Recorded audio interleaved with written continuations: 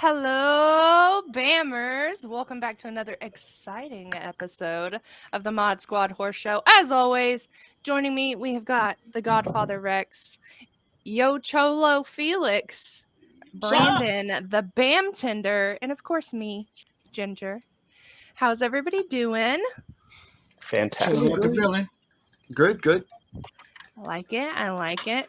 Got a hell of a show tonight. I'm super duper excited. We've got some awesome trailer. We've got an awesome kill of the week. Lots of good stuff. So we're going to go ahead and jump right in. So as always, this is an 18 plus stream. If you are not 18, get out.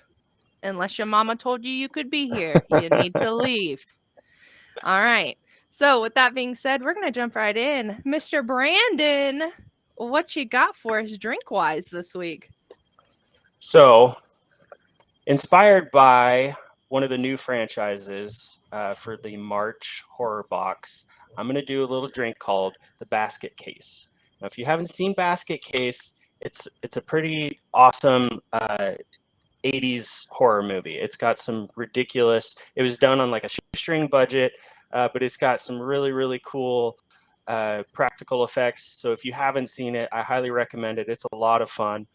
So it's basically about this guy who is carrying around this giant wicker basket around New York, and come to find out that it contains the deformed, amputated portion of a Siamese twin that he had when he was younger, and it's alive. And it's pretty gross looking, and they're out tracking down the doctors that removed them when they were younger. So the drink I'm doing is a two-parter in honor of the Siamese twins. So I'm going to be doing a shot and just chasing it with a beer. So the shot is made up of butter shots, which is just a butterscotch schnapps. We got some Bailey's Irish cream, and then I'm going to do a few drops of grenadine just to give it some blood. So we're going to do our butterscotch first, about 3/4 of the way up. We're going to top it off with some Bailey's Irish cream, and this kind of gives it that the same. It's like the same color as the little dude, his little amputated Siamese twin. And then, like I said, a few drops of grenadine to give it a little bit of blood. And then we're going to do, you could do any beer. I'm a big Guinness fan. So I've got Guinness here that I'm going to do on the side. Now, you could do this like a Boilermaker or a depth charge or something where you drop the shot into the drink. But for this show, I'm just going to be doing the shot and then following it up with some Guinness. So here you go is the basket case. Here's, if you can see, here's the shot. Cheers. No worries, y'all. Mine's just sweet tea. Yum. Mine's just sweet tea. That's good. It's sweet, but it's really good.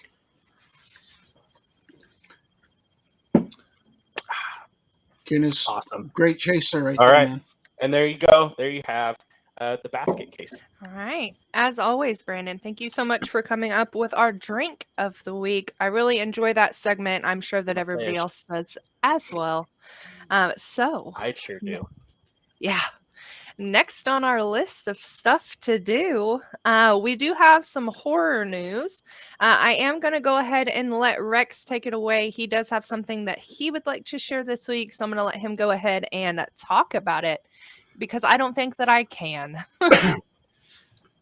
Because you're scared of spiders? I fucking hate spiders, dude.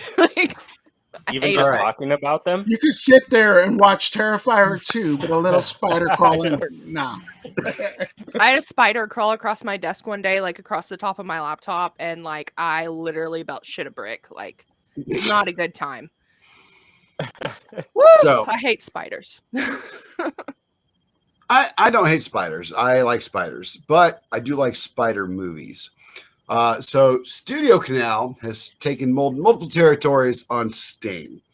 Sting is a movie that is going to be coming out here in the next few months, actually. And it's going to be horizontal worldwide sales, everything. And it's going all over Europe and then in the United States first. So the synopsis on Sting. It's and I'm going to try to read it as dramatically as I can. On one cold, stormy night in New York City. No, I'm not going to do that. Basically, a mysterious object falls from the sky and goes through the window of a rundown apartment building. And this little girl finds it, and this little bitty spider comes out. And she's real big on superhero stuff. So, hey, spider broke through, must be a superhero, So she decides to keep it. And she names it Sting. And as her fascination with this spider grows, so does its size. And then all of a sudden, some pets start coming up missing, and then some neighbors start coming up missing. But she's the only one who knows how to kill it. So it's arachnophobia on crack. So I'm really excited about it. Instead of a bunch of spiders, it's one spider, and it's a space spider at that. So you can't go wrong with space spiders. Casper Van Dien made a career off those. It's true. So I love. See, I've told the story before, and you said arachnophobia, and I have to throw it in here. When she was younger, her and her parents went to go watch, arachnophobia, and there was a scene where something happened, and she dropped all of her, I don't know if they're Skittles or what, but they went down the theater and started freaking everyone in the theater out because they, thinking there's little spiders running by their feet. Yeah, that's hilarious. Yeah, no, I don't think I can handle that portion of it. It's like when the little hoses and some of those live theaters, they've got all the smell-o-vision and all the other crap going on. You have the air that's like whipping it. No, I can't do that. That would be a good one to go see in 4DX. No, I think I would scream like a little schoolgirl. It would be bad. It made me think of Eight-Legged Freaks. That's one of my favorite spider creature movies. David Arquette. Oh my god, that's such a good movie. I love it. There was a mall in Glendale, Arizona. We all went to. It was like the mall, and they blew it up for that movie. That's the mall at the end. Yeah, they blew that up. Nice. No, it's cool. Not. Love that mall, man. That's awesome. It was my favorite mall. It was down the street from our school. We always went and hung out there, played the arcades, watched the dollar movies, and they freaking blew it up for a spider movie, man. So That's all I got to say about that.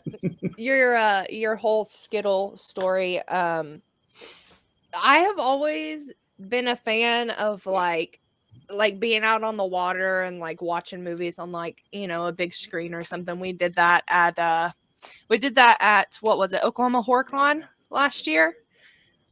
Did y'all watch Jaws? No. So okay, so anyways, your Skittles story reminded me of how much like I love that concept of like being in the moment, right? So like for example, at Oklahoma City HorrorCon, we watched one of the Nightmare on Elm Street movies out on like a big like island float that we had bought. It was really fun. But can you imagine watching Jaws out on the water and something touching your foot? No, I would be living on that float in the middle of the pool because guess what? I ain't getting back in the water again to get back to the shore. Pull me in on the float because nope. So this is why the float got cords. This last summer, we set up a pool in the backyard, and that was one of the first and the big movie screen projector and everything, and we floated around in it watching Jaws, and that was a great experience. It's a lot of fun. It might be a little different, like being in the middle of a lake or something with like actual like not knowing what's below you. That might change it a little bit. Yeah. Or doing that while you're by myself. In a swimming pool, if I cannot be by myself, I will freak out because of Jaws. I hate water, never been to the ocean, hate lakes. No, I'm out. Is this why you live in the desert? This is why I live in the desert. Yeah. Water is like Christina's spiders. Yeah. So I think that about finishes that up. We're going to move into our upcoming trailer. Super excited for this one, y'all. I think everybody's going to really enjoy this trailer. I really enjoy some of the changes that I'm seeing been made in this trailer compared to maybe the original of this. So without further ado, I give you our trailer of the week. Prepare to witness the horrific rise That's how Rex of was the talking next earlier. generation of evil. Yep. I've got a good dramatic voice. Based on the short story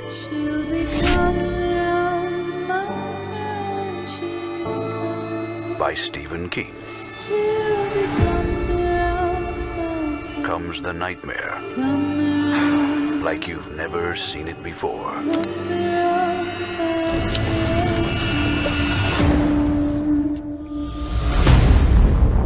I know, it sucks. It's hard sometimes, you can hardly breathe. But I can help with your pain. Brace yourself. He who walks, he taught me. He took care of me. So now I'm going to take care of him. Like killing all the adults. These kids are way younger than the ones of the original, man. Which I think Little that's better. shit.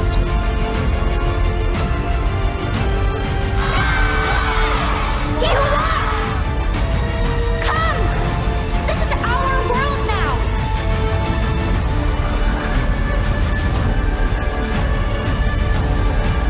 I think the main girl, her right there, it's all going to be on her shoulders.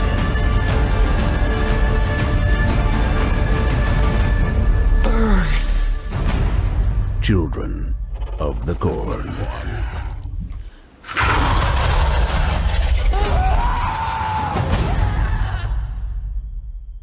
I've never had like a huge this has never been like one of my favorite horror movie series, so I don't really have a problem so much with like the changes they've made. That's fine, updating it.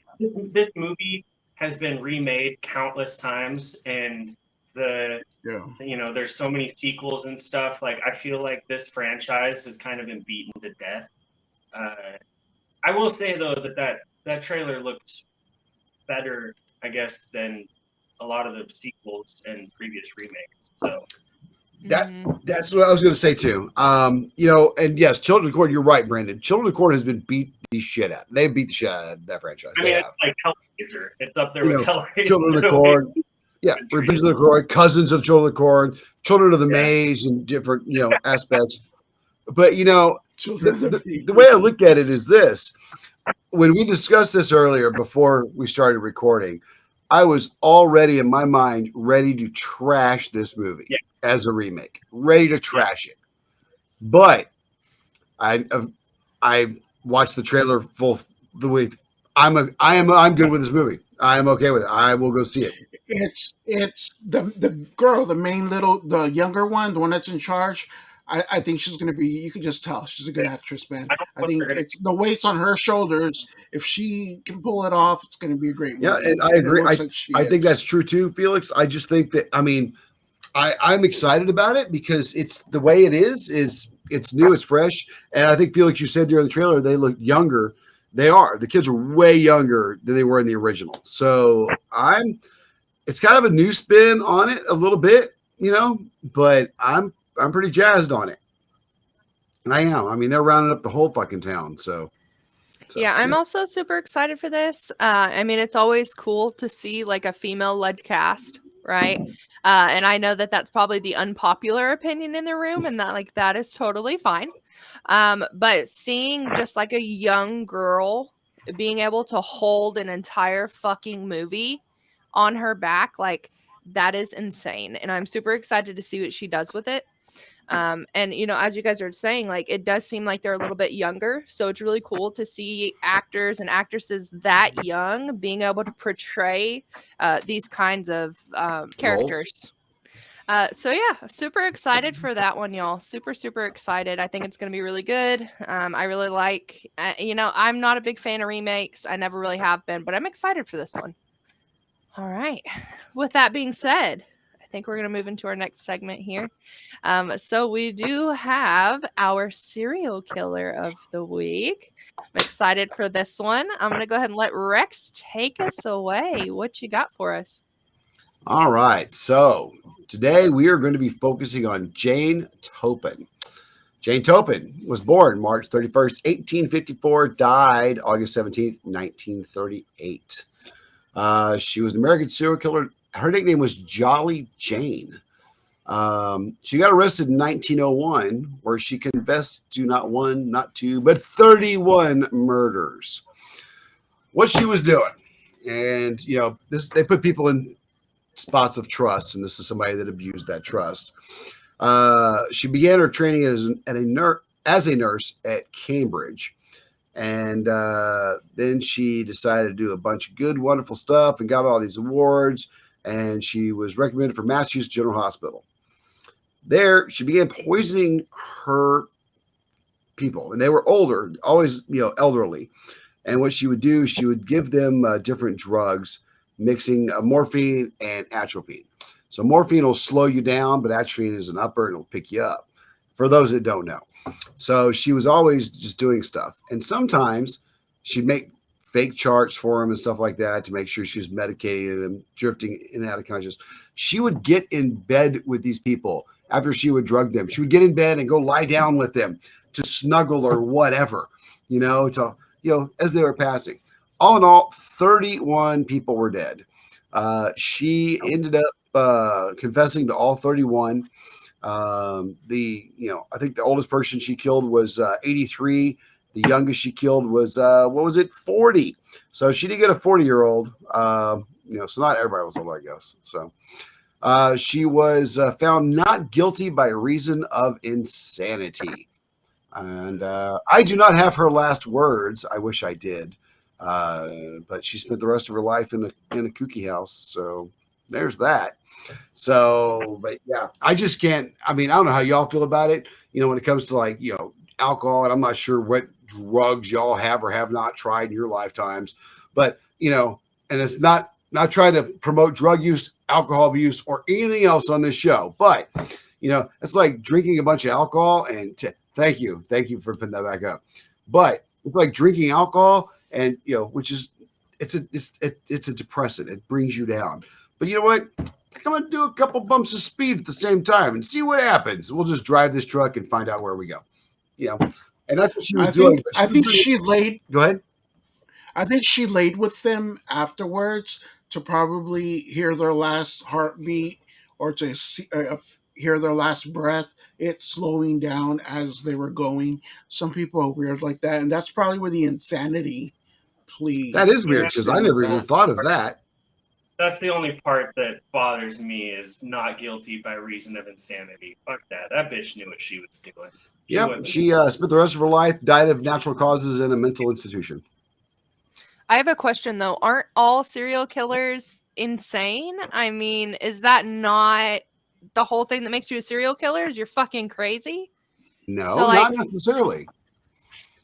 Not necessarily. So you think that a completely sane person would take the life of someone else?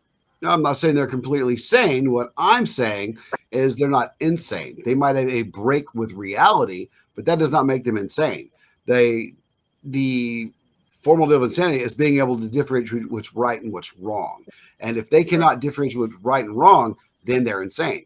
But that's why most insanity defenses fail, because they know, oh yeah, well, I know that stealing is bad. Well, why'd you do it? Because I'm a serial thief. I do this, Well, that doesn't make you crazy just because you know the difference.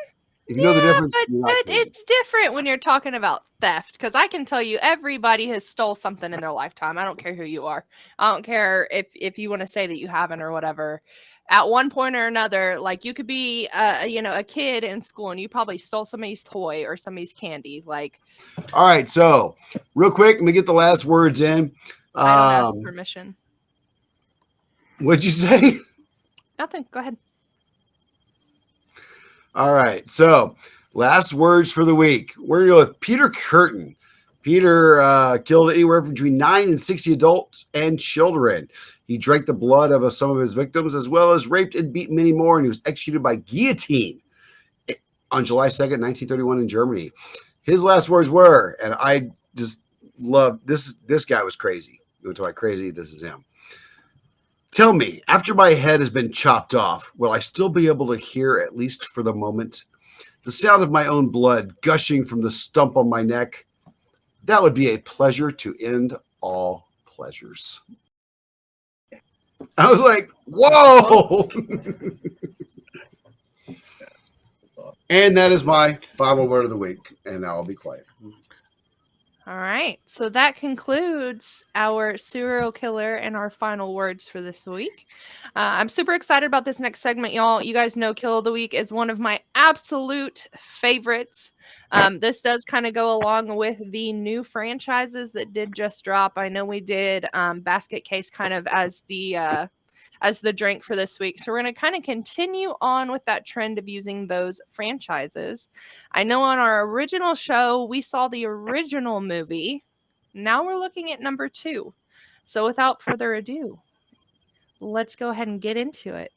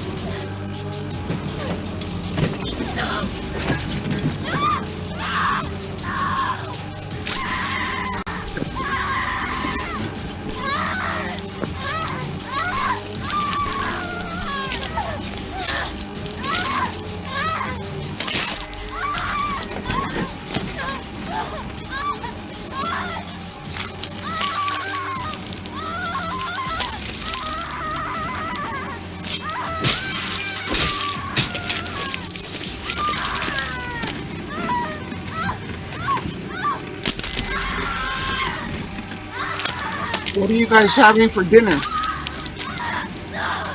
Steak, maybe?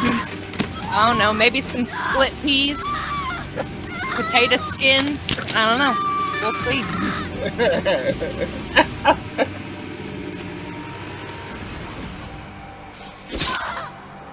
I hear monkey's brain's really good.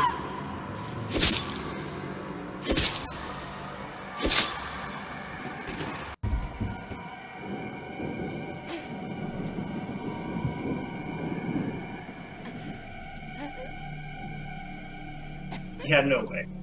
I just want to know how she's still fucking moving, dude. She would be. She'd at least be unconscious. Like, You would have passed out. Shock. Yeah, the shock would have. Yeah. Pretty gnarly. Answer her phone. Hey, what's up? What are you doing? It's locked, and the face isn't going to unlock it. Like, girl, I'm a little busy right now. You got bleach? Bleach and salt. Ooh.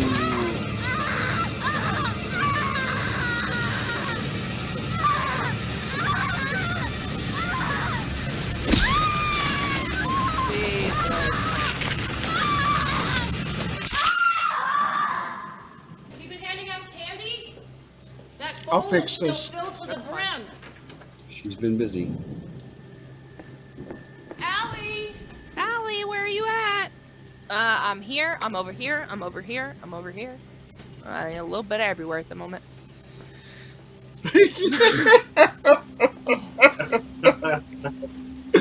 That's jacked up. Allie? When you call the police, you dumb bitch. Allie, answer me. Where are you? Allie?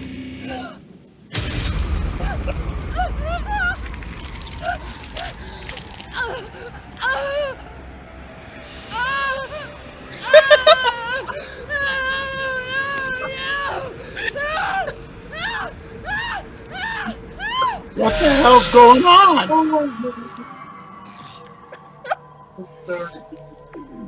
I love this face. I love it.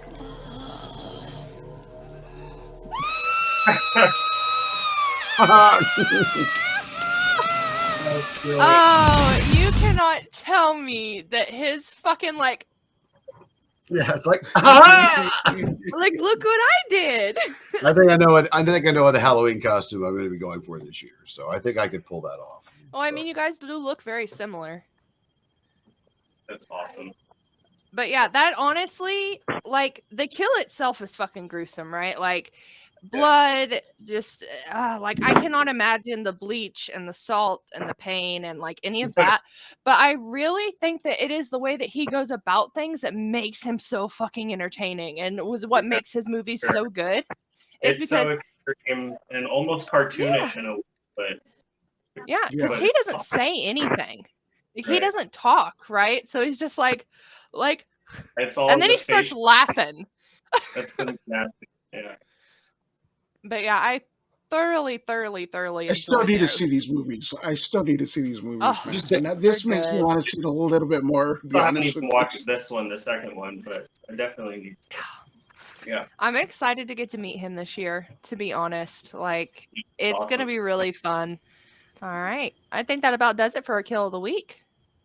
So next on our list of things to do, what's in the box? What's in the box? What's in the box? Let me press the button. Eventually, y'all, we will get it to where we all say that in unison, but it never happens because, It never will. well, it takes all the fun out of it if we do it all again. But yeah, I'm super excited. They just dropped the March franchises.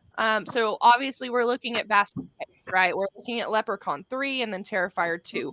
I feel like this is a very solid lineup because if you think about it, no matter where the autograph comes from, right? Whether it's Basket Case, it's Leprechaun, it's Terrifier, like it is going to be a killer fucking autograph. Yeah. And I'm super excited to see where they go with it.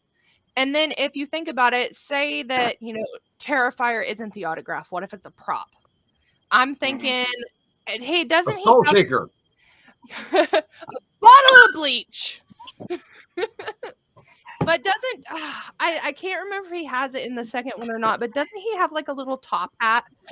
Yeah, his little hat. That was going to be my little hat. Yeah, it was going to be. But yeah, I think regardless of where they go with this or what direction they go in, whether we get a prop, we get an autograph, we get an art print, whatever they do with this box, like you can't lose.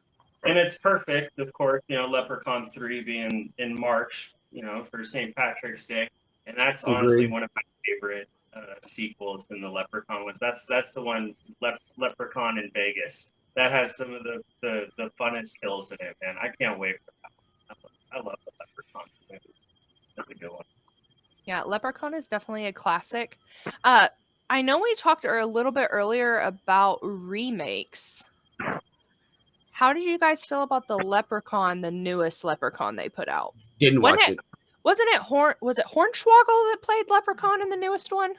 Yeah, no. So I know they tried doing like a couple of different remakes. They did the Leprechaun Origins, which basically had nothing to do with like the original Leprechaun horror movies. And then they did the newer one that was supposed to kind of follow more the Warwick Davis Leprechaun movies, but it didn't have Warwick in it. And I feel like, it would be like a Nightmare on Elm Street movie not having Freddy.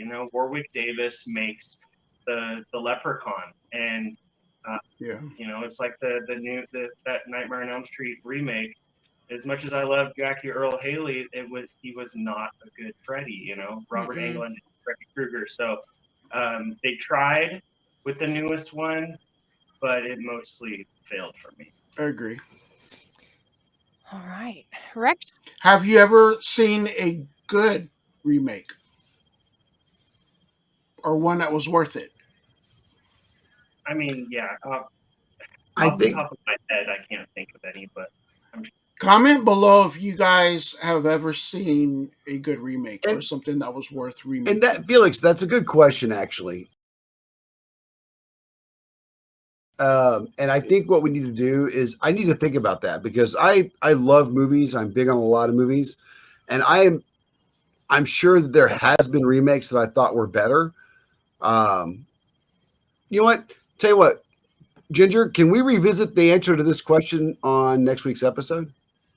Yeah. Next week on the Mod Squad Horror Show, we will have a new segment called Remake or Bust. Oh, And we'll talk. I like We it. can talk a little bit about like remakes and whether we think that they were good, whether we think that they weren't. We can get like a list together and do like a short segment on that. I where think it's that's a great idea. Here's this movie. What did we think of the remake? Was it a remake, or was it bust, right? But yeah, Felix, I think you posed a really good question there. And I feel like there's a lot of really good content that can be made specifically around remakes. So that's definitely something that we're going to revisit next week. I do say that there's going to be some homework on everybody's part of trying to figure out, like, at least pick a couple of movies that you guys find that are remakes and then go from there. All right. With that being said, I think that this just about wraps up our show for this evening. I appreciate y'all tuning in as always. From me and the rest of your horror people here, I wish y'all a great weekend and we will see you next week. Cheers. See ya.